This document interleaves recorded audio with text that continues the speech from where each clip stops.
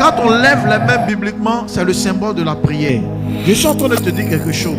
Même si Dieu est avec toi, mais tu n'aimes pas prier, tu vas perdre tes combats.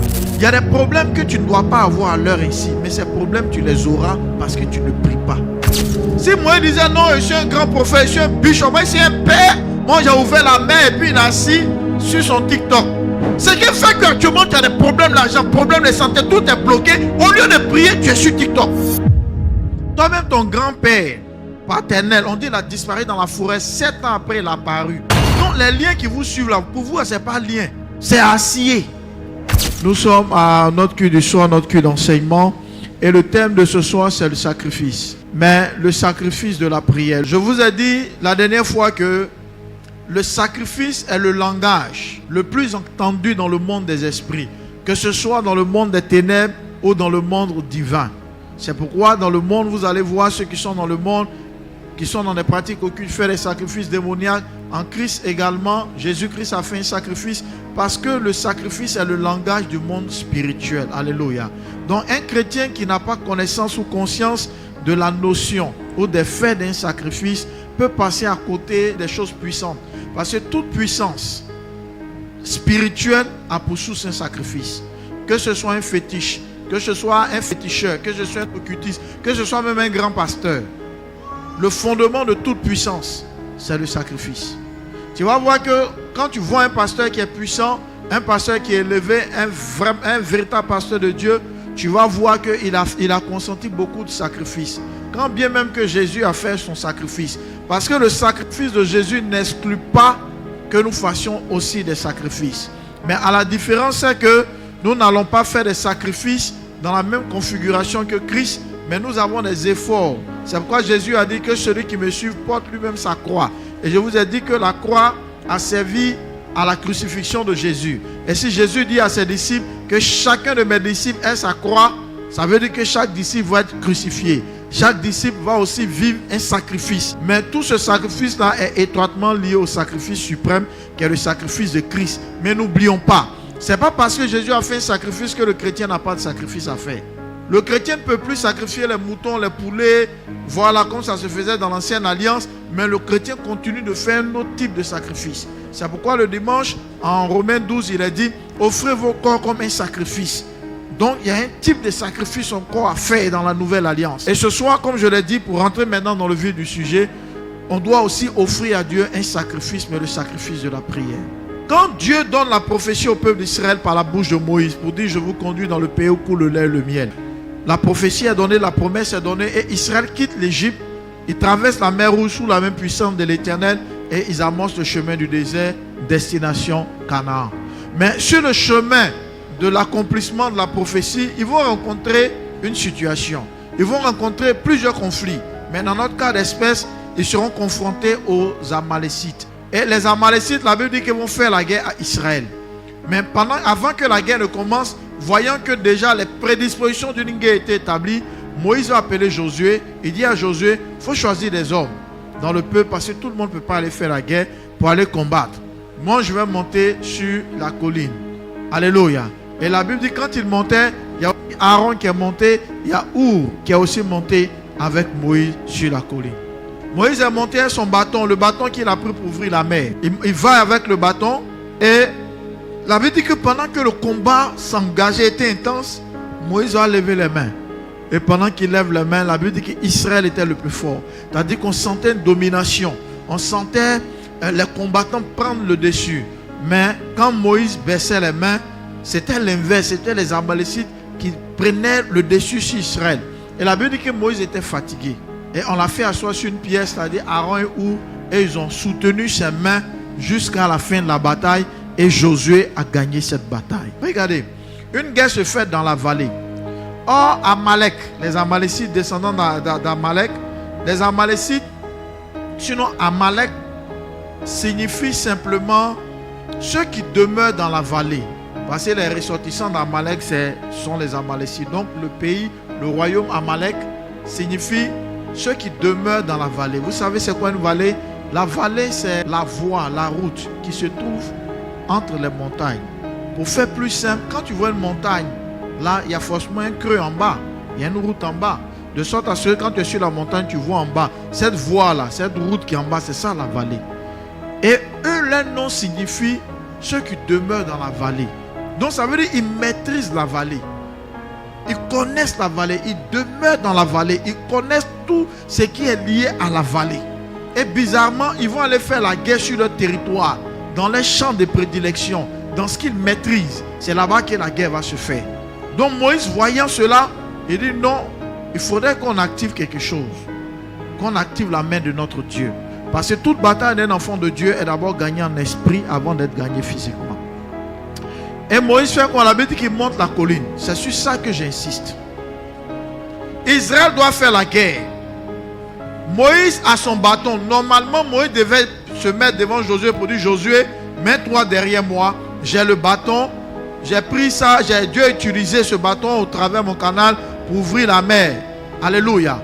Donc, les Amalécites sont en train de foncer. Moïse prend son bâton comme un pouvoir. Il met, ça les tue. Ou bien ça les fait tomber comme ça et il meurt. Mais Moïse n'a pas utilisé le bâton. Parce que Dieu n'est pas dans la méthode. Ce que Dieu a fait de cette façon ne fait pas toujours de la même façon. Donc il faut connaître le mouvement divin. Il ne faut pas penser que parce que ta camarade a eu un travail en gênant 3 jours à sec, toi tu es aussi gêné 3 jours à sec. Tu peux faire 3 jours à sec et tu sors avec l'ulcère. L'ordonnance de ton ami n'est pas ton ordonnance. Chacun a son cas. Et chaque situation a sa réalité. Donc en fonction du cas, parce qu'aujourd'hui beaucoup de chrétiens, quand tu vas voir, tu as un blocage, prends 3 jours secs. Ton pied te fait mal, prends 6 jours à eau. Et on prend les jeunes comme des comprimés. Non. Toute situation doit s'adapter, alléluia, à une posologie spirituelle qui vient de Dieu. C'est pourquoi Jésus a dit 7 sortes de démons ne sortent que par le jeûne. Quand il dit 7 sortes, ça veut dire qu'il y a plusieurs sortes. Ce n'est pas toutes les sortes avec moi on jeûne. Il y a des démons, tu jeûnes, ça ne va rien faire. Il y a des esprits, tu jeûnes, plus tu jeûnes, même c'est là même qui te détruit. Alors, il y a des esprits, quand tu jeûnes, ils sont vaincus. Ceux qui sont vaincus par le jeûne, ça c'est la catégorie de ceux qui sont vaincus par le jeûne, dont Jésus a parlé pour dire 7 sortes. Mais il y a d'autres sortes, ce n'est pas le jeûne. Non, il y a des sortes de situations qu'un chrétien vit, ce n'est pas forcément une question de jeûne. Il faut comprendre le monde spirituel ainsi. Il ne faut pas prendre une exception pour en faire une règle. Et Moïse monte sur la montagne. Moïse n'était pas un enfant. Moïse était âgé. Moïse était vieux, avec son bâton. Et la Bible dit qu'il a monté quoi? Une colline. Vous savez ce qu'on appelle monter une colline? Toi-même, souvent, quand tu t'en vas saluer des connaissances et que tu vois que ces connaissances sont au 4e, à l'immeuble ou au 3e, souvent tu es découragé. Hein? Les escaliers, à peine tu montes tes mollets, tu es épuisé, tu t'arrêtes un peu dans l'escalier. Or, les escaliers sont faits pour faciliter aux hommes d'accéder aux dimensions plus élevées d'un bâtiment. Mais les collines, il n'y a pas de structure qui est faite pour que tu puisses monter. Donc, toi-même, tu crées tes conditions. Donc, quand tu veux mettre tes pieds, tu vérifies. Parce que souvent, sur la colline, il y a des pierres, souvent, il y a des herbes. Il y a plusieurs types de choses qui peuvent être sur une colline. Vous voyez, il y a des creux, tu peux voir tout type de choses. Donc, quand tu montes une colline, on ne monte pas une colline comme on monte des escaliers. Quand vous voyez souvent des gens qui sont habitués à monter à leur escalier, ils ne regardent même pas, ils montent comme ça. Après, ils sont habitués. Mais la colline, tu ne peux pas te permettre de monter sur une colline comme ça. Non. Donc, si tu n'as pas su faire, tu vas te blesser. Tu peux même mourir, te casser le bras, te casser le cou. Donc, voici un vieillard qui s'appelle Moïse, en train de monter aussi sur une colline. Et met le pied là. Tu vas voir qu'il y a des moments où Moïse peut-être a failli glisser un peu, mais prend le bâton, il monte, il essaie de monter, il monte. Et la Bible précise que l'action que Moïse a fait, il n'a pas fait ça au bord de la colline, mais il a fait ça au sommet. Donc quand tu es là-bas, si tu as un problème de vertige, tu peux tomber. En une guerre, on sait à quelle heure ça commence, on ne sait pas à quelle heure ça se termine. Donc tu vois Moïse arrêter, les gens sont en train de se battre au sommet. Donc il faut être quelqu'un qui est équilibré. Il faut être quelqu'un aussi qui a une santé solide, parce que on voit même nos immeubles, il y a des systèmes de sécurité, mais il y a des gens qui ne peuvent pas regarder au balcon. Donc tout ça, il faut avoir tout cet équilibre-là. Et Moïse monte. Pourquoi? Parce que Moïse savait que s'il ne fait pas cela, Israël va perdre. Or, Dieu avec Israël. Or, Dieu avec Moïse. Dieu a utilisé Moïse pour ouvrir la mer. Mais Moïse devait monter sur la colline. Dieu peut être avec toi, mais tu dois monter sur la colline. Et quand il est monté sur la colline, il n'est pas monté seul. Il y avait Aaron et Our qui ont dit non, il faut qu'on parte avec lui. Pour soutenir ce que Moïse, leur père spirituel, devait faire. Et Aaron monte, Our monte. ils arrivent au sommet de la colline là-bas. Et Moïse lève les mains. Et pendant que Moïse lève les mains, il y a quelque chose qui se passe. On sent une force surnaturelle entrer dans les soldats. On sent le peuple d'Israël avec une domination en train de vaincre. Mais quand Moïse baisse, c'est le contraire qui se produit. La Bible dit élevez vers Dieu des mains pures. Quand on lève les mains bibliquement, c'est le symbole de la prière. Je suis en train de te dire quelque chose. Même si Dieu est avec toi, mais tu n'aimes pas prier, tu vas perdre tes combats. Il y a des problèmes que tu ne dois pas avoir à l'heure ici, mais ces problèmes, tu les auras parce que tu ne pries pas. Si moi je disais non, je suis un grand prophète, je suis un bishop, moi je suis un père, moi j'ai ouvert la main et puis il est assis sur son TikTok. Il est assis en train de causer. Lui c'est un père, ils vont tuer Israël. Ce qui fait qu'actuellement tu as des problèmes d'argent, problèmes de santé, tout est bloqué. Au lieu de prier, tu es sur TikTok.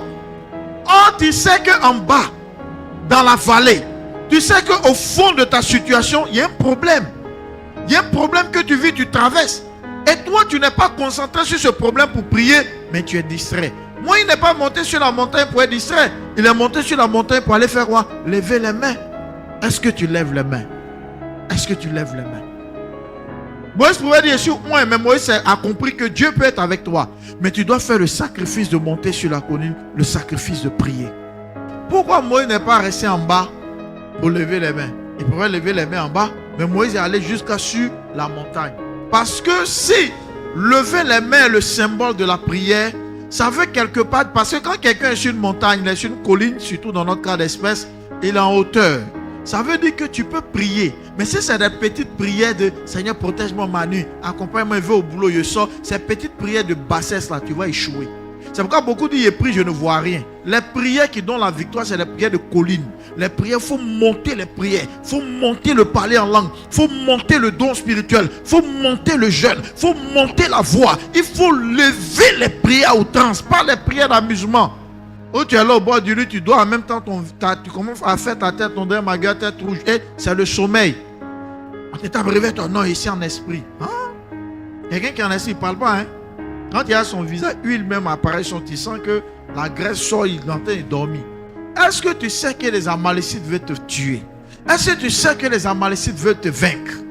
Si Moïse, qui était un oint, avec tous les miracles qu'il avait à son actif, c'est-à-dire que quand Moïse doit aller se présenter dans une entreprise spirituelle, on dit ton CV, son CV est chargé. Et les gens, quand Dieu leur fait un peu de grâce, ils ne prient plus. Ils ne font plus de grandes prières. D'autres même vont créer un évangile. Non, ce qui est le plus important, c'est d'être sincère. Tout ça parce qu'il ne veut pas prier longtemps. Tout ça parce qu'il ne veut pas faire d'efforts. Mais c'est là le danger. Parce que Moïse lui-même a remarqué que la position de sa main déterminait l'issue du combat. Je vais te dire, la plupart de tes problèmes est dû au fait que tu ne pries pas assez. La plupart de tes blocages est dû au fait que tu ne pries pas assez. Tu ne fais pas ce qu'on appelle la prière de colline. La prière de colline, c'est la prière de hauteur. Mais tu es toujours dans les petites prières. Si ta prière a trop duré la nuit, c'est 15 minutes. Sinon 10 minutes même. Voire 5 minutes. Ah, tu connais les sorciers qui sont dans votre famille. Tu connais. Eux, les CV là. Le plus faible des sorciers de votre famille, il a moins 80 personnes. Ça, c'est le plus faible. Toi-même, ton grand-père paternel, on dit il a disparu dans la forêt. 7 ans après, il a apparu. Non, les liens qui vous suivent là, pour vous, ce n'est pas lien. C'est acier. Et tu sais d'où tu viens, puis tu es dans les prières, tu es là, tu dors. Eh bien, je ne comprends pas même le Seigneur. Non, non. Quand Moïse a vu la brutalité, la sauvagerie du combat, il a dit non, il faut monter sur la colline. Ce n'est pas une histoire de prendre le bâton. Ce n'est pas une histoire de rester en bas de la colline. Parce que les guerres au temps biblique, ce ne sont pas les guerres d'aujourd'hui comme Iran-Israël. Quelqu'un chez lui, il appuie un bouton et puis ça lance des missiles. C'est le contact. C'est l'épée, c'est les machettes, c'est le corps à corps, c'est la brutalité, la sauvagerie. Donc quand Moïse a vu, il a dit non, il faut que je monte. Actuellement, ce que tu vis là, est-ce que tu montes en prière? C'est là que tu descends le plus. Je vais te dire, ce qui va t'aider, c'est la prière.